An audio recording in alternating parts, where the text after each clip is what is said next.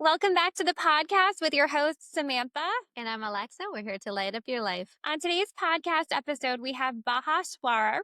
She is a clinical social worker, devoted wife of 27 years. She's a proud mom of 4 and a breast cancer thriver. After overcoming her own battle with breast cancer, she turned her pain into purpose by founding the Giving Heart Foundation. It's a nonprofit that provides lift reclining chairs and financial support to help fellow survivors thrive during recovery. Through her work and her story, Baha empowers others to listen to their body's whispers, becoming their own advocate, and never stop fighting for their health and healing. Welcome to the show, Baha. We're so excited to have you. Hi guys, thank you for having me. I appreciate you so much. Yeah, absolutely. Can you take us back to the beginning of your breast cancer journey? Can you tell us what the first signs or feelings that you had that something was wrong? Okay, so I was diagnosed in 2020, COVID year. But prior to that, 2 years before that, 2018, I felt a lump and I had some imaging done, everything, covered all my bases, and went to a breast surgeon and he said, "Oh, it's just nothing, it's dense breast tissue." I asked to be biopsied and he said the risk of it being biopsies are pretty high because it's too small. So let's just forgo, it's nothing. And at that time, I was like, all right. I mean, I trusted him. Forward 2 years, 2020, I felt a big lump on my right side. I called my doctor, my GYN, and she sent me for imaging. Imaging came back and they said, nothing, dense breast tissue, see you in 6 months. At that time, when you feel like usually I was supposed to celebrate because I have my friends and like my husband is like worried and I was supposed to celebrate that it's nothing. But deep down there was a voice kept saying, no, there is something. And I'm very positive person. I never look at the half glass empty. I always look at the bright side. But at that time I felt there was something.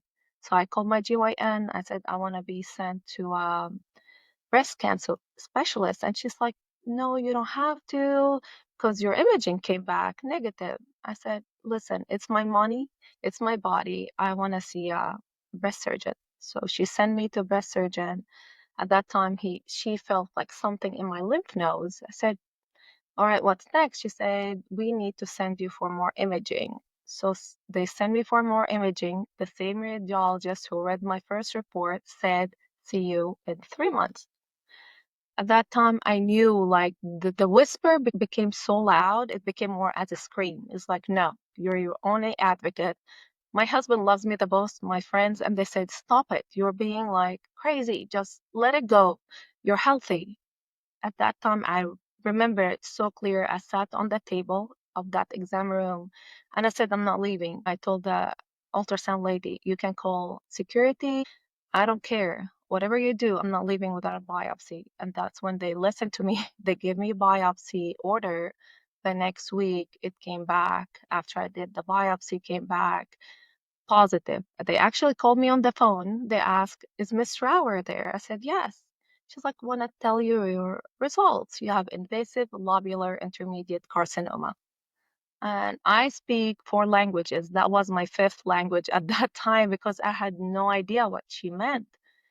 So the next day, I went to the breast surgeon and they confirmed that I have to start treatment. It was so quick. And that confirmed to me then that if it wasn't for me listening to that whisper that became so loud, honestly, I don't think I'll be here today.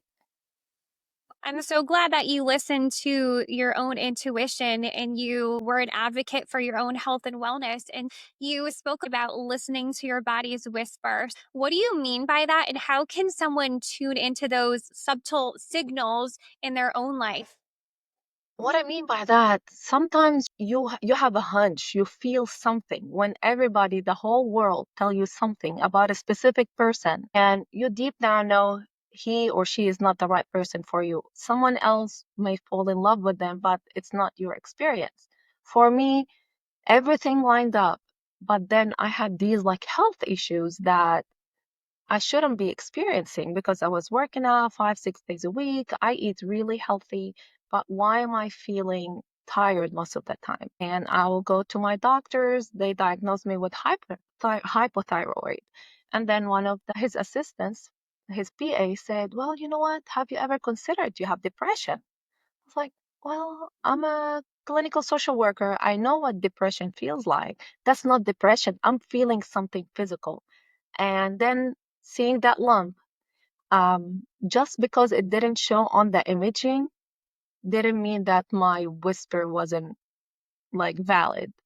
Everything for me lined up that there was something because the voice like telling me, no, there is something. You are feeling this lump. This lump is not going to show up for nothing.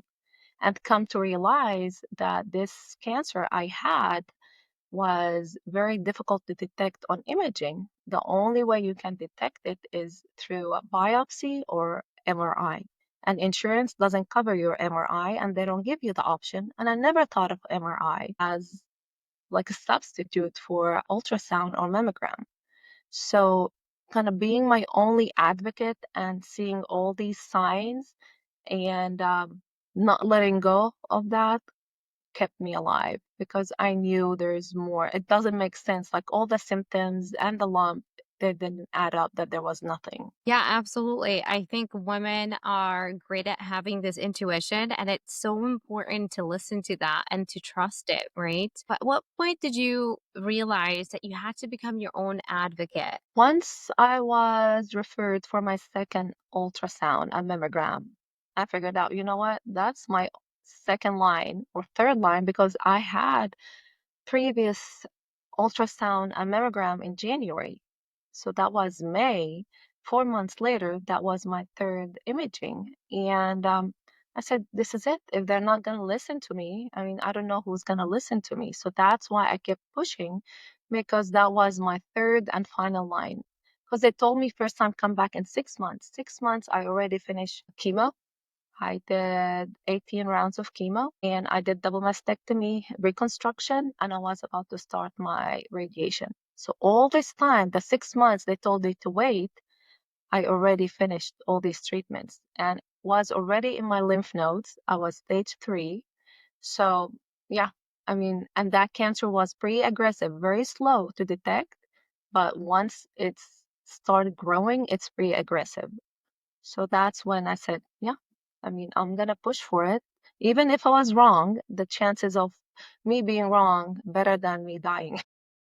Absolutely. Yeah. For me, it hits close to home because my aunt, my grandmother, and my mother all had breast cancer and they had to be advocates for themselves too. And I know it's so hard to go through, right? The feelings that you experience and your body not looking the same. So how did your mindset evolve through when you were diagnosed through your treatments and recovery? I'm sure you had to keep a really positive mindset. And I know your husband is a really supportive Yes. person in your life too.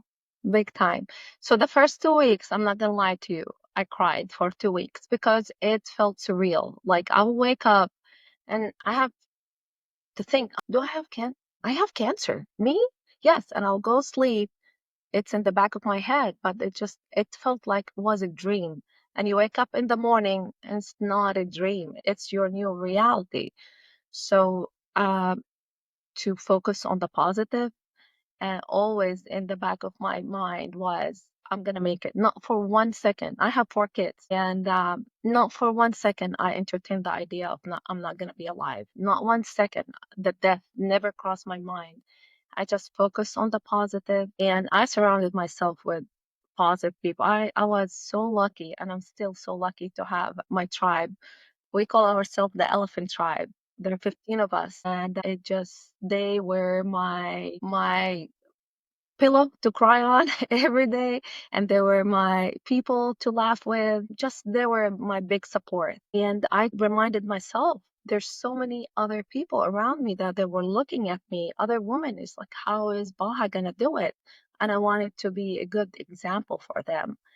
Just going through it taught me how to focus. Focusing on the positive is way easier than focusing on the negative because I had some of the worst chemos. Like, I don't know if you heard about it, the red devil. like one of like the toughest chemos I took. And thank God I didn't have side effects. I mean, of course, I lost all my hair, eyebrows, lashes. Every morning I had to draw my face and put my wigs on. I had about 10 wigs to play with. So it's just pushing through it. And I felt like being strong for me before being strong for anyone else made me overcome that in a better way. Oh my gosh, I can't believe that must have felt surreal. I can't imagine. But it's so important to be positive and to push through and have that sense of community. And I think that is super helpful. Can you share your biggest emotional or mental challenges that you faced during this time and how you work through that? I'm not gonna lie to you. At first, losing my hair and like my eyebrows, my lashes, that was tough. I mean, seeing myself slowly kind of become someone else, like a blank canvas. So I don't know if you see this behind me. So Fatty, my husband, he hired this artist, and she actually drew that for me. This is me, like bold, and it says, "The devil whispered, you cannot withstand the storm. Whispered back, I am the storm." So I felt that kind of anytime I was down, looking at that image made me feel like stronger, that I can overcome this storm. And my moments of being low, I can count them because I didn't want to be low. I mean, being low made me feel terrible, and I didn't want to feel terrible. So, and I use one of the things I'm going to focus with you on. I did something called cell healing. So I kind of created visualization session in my head where I kind of healed myself already before I finished all my treatments. I visualize myself as my working people. Like they will do things for me. Like I had like a meditation studio inside. I had a cycling studio. I had like a yoga. I have like everything inside my body that serves me to kind of heal. And I remember the moment how it started. I was walking with my husband in the neighborhood after one of my chemo, and I was tired. And he was like, "Babe, do you want to go back?" I said, "Sure." And I said, "Then, no, I don't want to go back. Who's the boss of your company?" And he said, "Me, him." I said, "Okay, who's the boss of this body?" He said, "You." I said, "Okay, so it's me. I'm going to dictate to my body how it's going to continue walking the 1 mile and then I can rest." So that's how I focused on myself. And every day I will do the cell healing meditation 3, 4 times a day. Every time I felt low, I will imagine my cells like being my biggest cheerleaders and like telling, "Yes, Baha, you can do it, you can do it."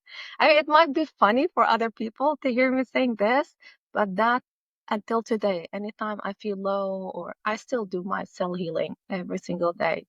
And I felt it just like pushed me like and encouraged me whenever like I felt no one understand what I'm going through, my cells understood. My little people, that's what I call them.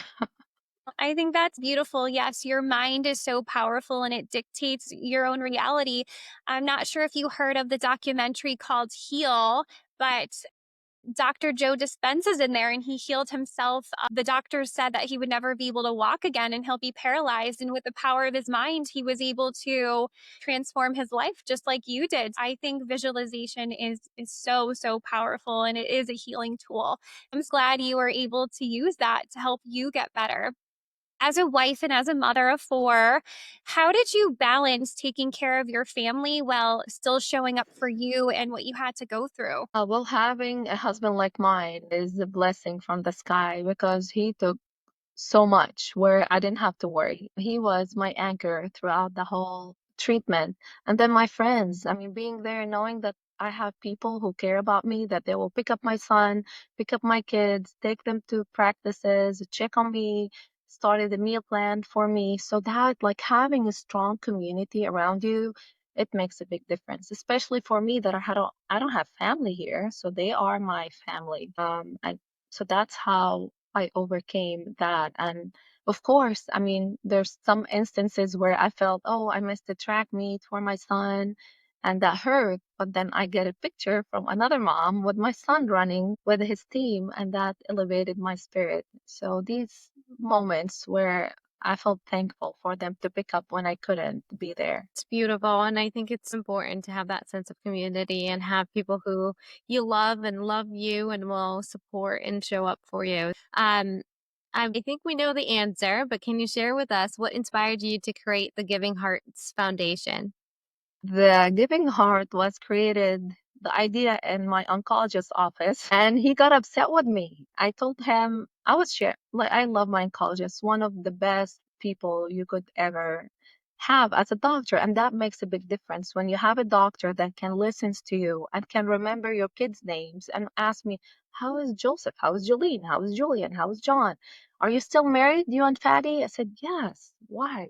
And, like, I will tell you then why he asked me that because, well, I'll say it now because people will think we're not married. But he said, like, you have no idea how many people throughout this journey get divorced during cancer. And that killed me. It's like the most vulnerable time marriages break. But so then I was sharing with him how for my surgery, I was thinking about getting a lift recliner chair because I was going to have double mastectomy. I have a really high bed. I cannot get in and out. And I had this idea of lift recliner chair. I said, my idea is to pass it to other women. And he's like, Baha, focus on your own healing. Don't think of other women. You're not at a place in your life to help other people. Help yourself first. And I looked at him. He left the office, looked at Fatty. I said, sure, yeah, I'm going to do that.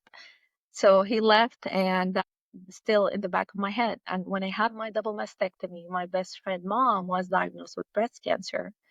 And I passed the chair for her. And I passed it to another friend. And that's how it started because those chairs are about $2,300. No one want to have them for 3 to 5 weeks in their house. So my idea was you pass it on from one woman to the next. And by doing so, you serve other women. And I felt like those chairs, there was so much prayers in each chair that women, when they sat in them, they felt it. They will tell me, they will text me, it's like, there's something about this chair that became their throne, but at the same time became their safe place and a place where they can pray, or they will sleep in these chairs for 3 to 5 weeks. And that was the idea. It's like, how can I help other women overcome the discomfort of the double mastectomy? And that's how the Giving Hearts Foundation started, from an idea just to help another woman, make it easier on her. And now I help around 25 women. I have 4 chairs, yay! And I'm praying. We're working on getting more chairs. But it's been very helpful for those women because I receive those texts and just their feedback makes me want to cry. Yeah, that's so beautiful that you were able to take your pain and then make it into your purpose. And now you're helping so many other women heal from breast cancer and give them a tool that is really making their life easier. And I'm sure it's incredible getting those messages, like you said, that you're making a huge impact in the world. What advice would you give someone who is newly diagnosed with breast cancer who feels just so overwhelmed and unsure where to even start? One thing I would say, never trust Dr. Google. Never go on Google. Don't Google anything. It's one of the worst thing you could do because there's so many different things you can read and it will make your anxiety probably 10 times what it's supposed to be. So the best for me, what I did, my advice, I reached out to other cancer survivors and I asked them, what was your experience? And those women, after going through breast cancer, they have so much knowledge that they can give you the truth. And when I did that, the first thing they said, don't look on Google. Just go day by day. Your treatment is different than someone else's treatment that you're going to read online, but your fellow survivors know something that the online doesn't know. So just trust the process, trust your doctors, but at the same time, advocate for yourself. If you feel even the treatment is not the right treatment for you, ask questions. Like for me, they wanted me to do a double mastectomy immediately. I said, no, I don't want to do that. What's my options? So we went for 2 weeks to MD Anderson. MD Anderson told us start on the chemo, shrink the lump because it was 8.5 centimeters. It was huge. And that's always you have options. Think like doctors are amazing, but you know more about your body. Ask for options, ask for second opinion. I'm so big on second opinion. Don't just listen to the first opinion and say that's it. Go for a second opinion, ask questions, and just trust the process. Don't think 6 months in advance. Take it one day at a time, which is difficult sometimes because you want to be done, but you cannot compress time. Just take it one day at a time and surround yourself with positive people and try to avoid anyone who's negative. Anyone who's going to tell you something negative, tell them, well, I'm busy for the next 6 months. We'll talk to you later or maybe never. That was me in that case because you realize during your journey, you're going to lose some friends. Some friends that you thought they were your friends, but they weren't. They just wanted to party with you, have fun. They wanted to be invited to dinners. But when you went through all this, they were like, they weren't present. So focus on the positive people in your life. That is such good advice. And I think you're so right that every time that we try to find our own diagnosis on Google, it's always such a negative, and maybe not even the right diagnosis that you're searching at. It's so important to find community and fellow survivors, like you've mentioned, when they can give you some of the best advice and recommendations for how to deal with what you're going through. On the flip side of that, what would be some of the biggest misconceptions that people have about breast cancer or recovery? Like when they tell you, oh, you're going to get free boob job. It's like, no, that's not a boob job. That trust me, that's not. I love my breasts. I don't want the new ones, and they're not the breast that you want to have in the ideal world. When people tell you, a lot of times they mean good things, but they come across as hurtful. Well, it's only hair. Well, I know it's only hair, but for me, it's who I am. When I wake up in the morning, that's me. And when I don't have the hair, like when I woke up, then I looked in my on my phone to open it. My phone won't recognize me unless I put eyelashes, unless I drew my eyebrows, unless I put my hair. So these things, and don't think about like gaining. I gained almost 40 pounds. It's like, oh, you will lose it, but still, I'm a woman. That affected me. There's a lot of things that we say, or don't cry. It's you're gonna overcome it. Well, let me cry. Don't tell me don't cry. A lot of times we're so scared as caregivers or people who kind of see that breast cancer patient, we're so scared of their emotions that we feel, oh, we cannot handle them. But those are my emotions. Let me cry, let me scream, let me be. So that's one of the misconception people would think, oh, if we don't ask them about how they're feeling or if we cannot try to shut their feeling, we're good friends. No, let me cry. Just let me express me. I think one of the things I found out when people used to tell me, just don't focus on the breast cancer. You're gonna be healed. I said, I know, but right now I'm going through breast cancer, so let me feel all the emotions that I want to feel. Yeah, I think that goes for so many things in society today. So many people don't want to sit with their emotions and heal and go through that. They just want to try to find a quick fix or something to distract them. That's amazing that you were able to live in the moment and feel those feelings. And that probably helped you so much to get through it. I know that you went the route of doing chemo, but was there anything holistically that you did in your life to help you get through breast cancer? All my life, I was like on the health route. I eat healthy. I use so many homeopathic. I have so many herbs in my backyard that I mix and drink. And I believe because I led a healthy life. So when people told me, but all people, you got breast cancer? Yes, I did. But that doesn't mean that the life I led didn't help me in overcoming breast cancer. See, this is the misconception people have. If you have breast cancer, that means you had a terrible life or you weren't living life in a healthy way. But I believe if you're living a healthy life and you get breast cancer, the chances of you overcoming the side effect of chemo and the breast cancer itself are so much better. I worked out all my life, and I feel that's why my chemo symptoms were pretty minimal.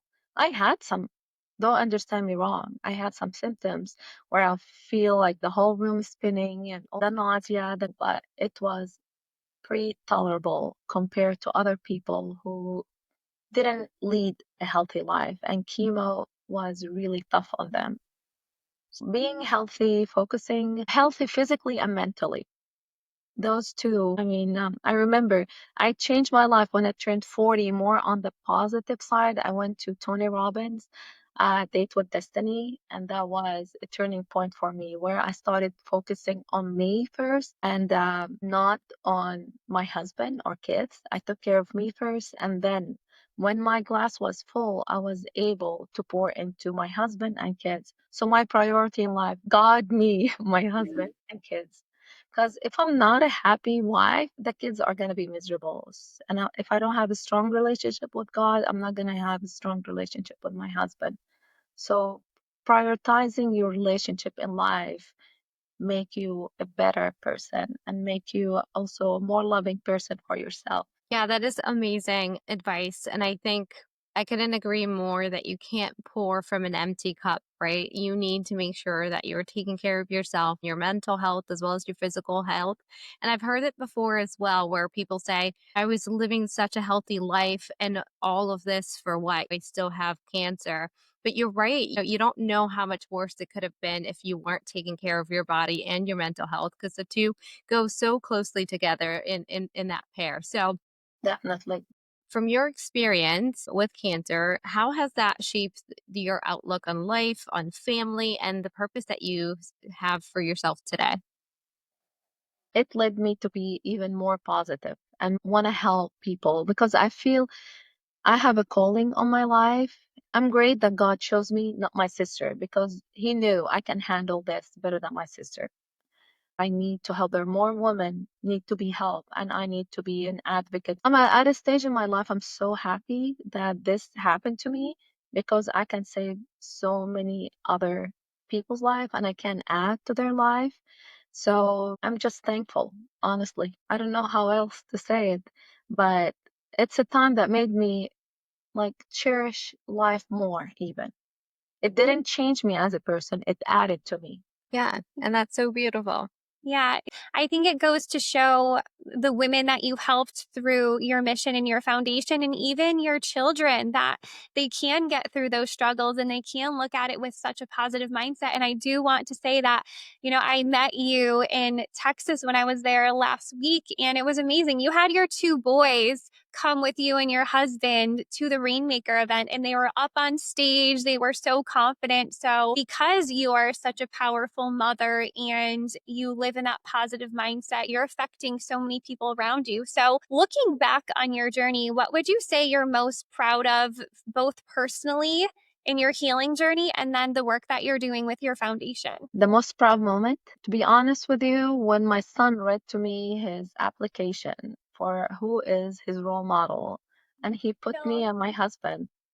He had to write like someone who overcome difficulties, and he said, My mom is one of the strongest people I ever seen in my life. And he shared with the committee about my experience.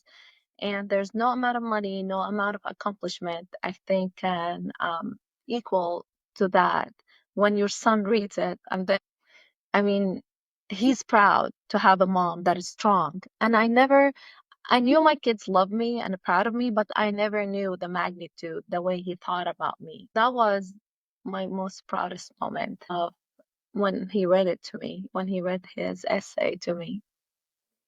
That's incredible. That's so powerful to know that you're making such a profound difference in your family's lives and of so many other women who are going through breast cancer now. We thank you so much for sharing your journey. I know a lot of times it's really hard for women to talk about the struggles that they went through, but I know your story is your superpower. You're giving a voice to the voiceless. It makes a huge difference in helping other women get through the challenges that you've already experienced. For our audience listening to this, where can they find more about your story, or where can they connect with you? All right, I have my Facebook at thegivingheartfoundation.org. Same thing, the handle for the Instagram. Facebook is under construction. It's the Giving Heart Foundation. Same name. It will be live probably in a couple weeks, but you can reach me on Facebook and Instagram. And my personal is Baha Srour on both Instagram and Facebook. Amazing. And we'll definitely tag all of those in the show notes. Thank you again so much for being here today. And we're sending our listeners so much love and light. Thank you so much. I appreciate you guys.